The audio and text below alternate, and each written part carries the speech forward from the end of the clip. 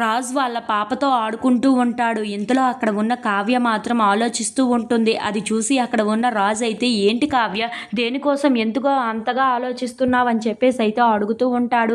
ఆ మాటలు విని అక్కడ ఉన్న కావ్య అయితే, మన ఇంట్లో శాంత ఉంది కదండి, తన బిడ్డ కోసం మనం ఎంతో కొంత సహాయం చేస్తున్నాము. అలాగే ఇప్పుడు మనకు తెలిసి ఈ సహాయం చేస్తున్నాము.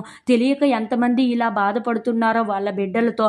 అందుకే నేను ఒకటి అనుకుంటున్నానండి, మనం కూడా ఒక ఫౌండేషన్ లాగా చేసి అందులో మనం వాళ్ళని చాలా జాగ్రత్తగా చూసుకోవచ్చు అని చెప్పేసి అయితే అంటూ ఉంటుంది. ఆ మాటలు విని అక్కడ ఉన్న రాజు అయితే ఒక్కసారిగా షాక్ అయిపోతూ ఉంటాడు. ఇంతలో అక్కడ ఉన్న కావ్య మాత్రం, అవునండి, అలాంటి వాళ్ళందరికీ మనం ఒక ఫౌండేషన్ చేయించి అందరినీ అలా చూసుకోవచ్చు కదండి, అలాగైతే వాళ్ళ చదువులు అన్నీ మనమే చూసుకోవచ్చు మనకు వచ్చిన లాభాలతో అని చెప్పేసి అయితే అంటూ ఉంటుంది. ఆ మాటలు విని అక్కడ ఉన్న రాజు అయితే అలా ఆలోచిస్తూ ఉంటాడు. నాకు కూడా ఇప్పటి వరకు అలాంటి థాట్ రాలేదు, నీ థాట్ చాలా బాగుంది కావ్య అని చెప్పేసి అయితే అలాగనే చేద్దామని చెప్పి అంటూ ఉంటాడు. ఆ మాటలు విని అక్కడ ఉన్న కావ్య అయితే చాలా సంతోషిస్తూ ఉంటుంది. ఇంతలో అక్కడ ఉన్న రుద్రాణి అయితే మినిస్టర్ దగ్గరికి వస్తూ ఉంటుంది. అది చూసి అక్కడ ఉన్న మినిస్టర్ అయితే, ఇప్పటి వరకు ఈ 24 గంటలు నేను చాలా ప్రశాంతంగా ఉన్నాను, ఇక నువ్వు వచ్చావు కదా అని చెప్పేసి అయితే అంటూ ఉంటాడు.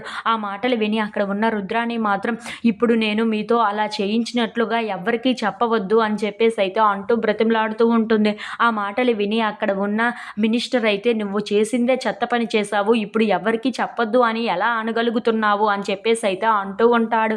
ఆ మాటలు విని అక్కడ ఉన్న రుద్రాణి మాత్రం, మిమ్మల్ని చేతులు జోడించి క్షమాపణ అడుగుతున్నాను కదా, వాళ్ళందరూ నా ఇంట్లో ఉన్న వాళ్ళే, వాళ్ళకి కానీ నా గురించి తెలిసింది అంటే మరి నాకు బ్రతుకు ఉండదు అని చెప్పేసి అయితే బ్రతిమలాడుతూ ఉంటుంది. ఆ మాటలు విని అక్కడ ఉన్న మినిస్టర్ అయితే ఒక్కసారిగా షాక్ అయిపోతూ ఉంటాడు. ఏంటి, నువ్వు ఆ ఇంట్లో మనిషివేనా, ఆ ఇంట్లో మనిషివి అయి ఉండి ఎందుకు ఇలా చేశావు అని చెప్పేసి అయితే అడుగుతూ ఉంటాడు. ఆ మాటలు విని అక్కడ ఉన్న రుద్రాణి అయితే, వాళ్ళందరూ నన్ను కోపగించుకొని ఇంట్లో నుండి బయటికి గెంటేశారు, నాకు ఏం చెయ్యాలో తెలియక ఇలా చేసేసాను, కానీ మీరు రాజు, కావ్య, ఇంట్లో ఉన్న వాళ్ళెవ్వరికీ నా గురించి చెప్పకండి అని చెప్పేసి అయితే చాలా బ్రతిమలాడుతూ ఉంటుంది.